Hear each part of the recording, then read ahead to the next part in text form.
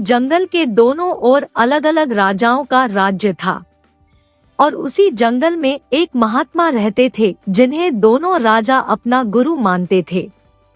उसी जंगल के बीचों बीच एक नदी बहती थी।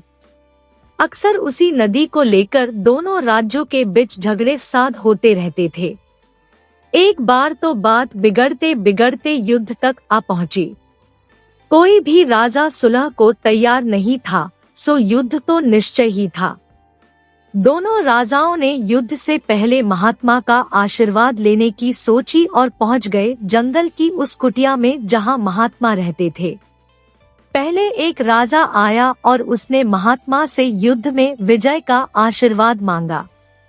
महात्मा ने कुछ देर उस राजा को निहारा और कहा कि राजन, तुम्हारे भाग्य में जीत नहीं दिखती, आगे ईश्वर की मर्जी। यह सुनकर पहला राजा थोड़ा विचलित तो हुआ, फिर उसने सोचा कि यदि हारना ही है तो पूरी ताकत से लड़ेंगे, परंतु यूं ही हार नहीं मानेंगे, और अगर हार भी गए तो हार को भी औरों के लिए उदाहरण बना देंगे, परंतु आसानी से हार नहीं मानेंगे। यह निश्चय कर वह वहां से चला गया। दूसरा राजा भी जीत का आशीर्वाद लेने महात्मा के पास आया, उनके पैर छुए और विजय श्री का आशीर्वाद मांगा।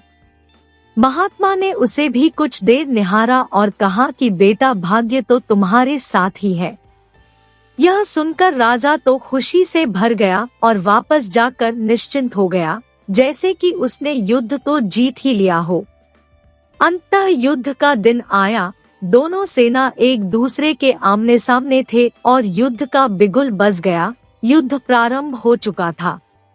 एक तरफ की सेना यह सोचकर लड़ रही थी कि चाहे किस्मत में हार हो पर हम हार नहीं मानेंगे, हम अपना सर्वश्रेष्ठ कोशिश करेंगे, अपना सर्वस्व झोंक देंगे। और वहीं दूसरी तरफ की सेना एक निश्चिंत मानसिकता के साथ लड़ रही थी कि जितना तो हमें ही है, तो घबराना कैसा।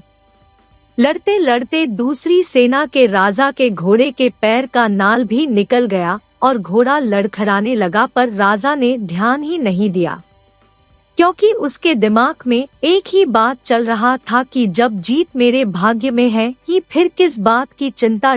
कुछ ही क्षण बाद दूसरे राजा का घोड़ा लड़खड़ा कर गिर गया, जिससे राजा भी जमीन पे गिर पड़ा और घायल हो गया और वह दुश्मनों के बीच घिर गया। पहले राजा के सैनिकों ने उसे बंधक बना लिए एवं उसे अपने राजा को सौंप दिया। युद्ध का निर्णय हो चुका था।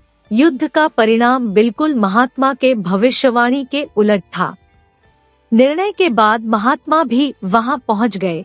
अब दोनों राजाओं को बड़ी जिज्ञासा थी कि आखिर भाग्य का लिखा बदल कैसे गया। दोनों ने महात्मा से प्रश्न किया कि गुरुवर, आखिर ये कैसे संभव हुआ। महात्मा ने मुस्कुराते हुए उत्तर दिया, राजन, भाग्य नहीं बदला, वो बिल्कुल अपने जगह सही है, पर तुम लोग बदल गए हो। उन्होंने विजेता राजा की ओर इशारा करते हुए कहा कि अब आपको ही देखो राजन, आपने संभावित हार के बारे में सुनकर दिन रात एक कर दिया। सब कुछ भूलकर आप जबरदस्त तैयारी में जुट गए, यह सोचकर कि परिणाम चाहे जो भी हो पर हार नहीं मानूंगा। खुद हर बात का ख्याल रखा, खुद ही हर रणनीति बनाई, जबकि पहले आपकी योजना सेनापति के भरोसे युद्ध लड़ने की थी। अब महात्मा ने पराजित राजा की ओर इशारा करते हुए कहा कि राजन, आपने तो युद्ध से पहले ही जीत का जश्न मानना शुरू कर दिया था। आपने तो अपने घोड़े की नाल तक का ख्याल नहीं रखा, फिर आप इतनी बड़ी सेना को कैसे संभालते और कैसे उनको कुशल नेतृत्व देते। और हुआ वही जो होना लिखा था। भाग्य नहीं बदला, पर जिनके भाग्य में जो लिखा था उन्होंने ही अपना व्यक्तित्व बदल लिया, फिर बेचारा भाग्य क्या करता। दोस्तों, हमें इस कहानी से यह सीख मिलती है कि भाग्य उस लोहे की तरह वहीं खींचा चला जाता है जहां कर्म का चुंबक हो। हम भाग्य के अधीन नहीं है, हम तो स्वयं भाग्य के निर्माता है। यह सत्य है कि भाग्य भी उन लोगों का साथ देता है जो कर्म करते हैं। किसी खुरदरे पत्थर को चिकना बनाने के लिए हमें उसे रोज घिसना पड़ेगा।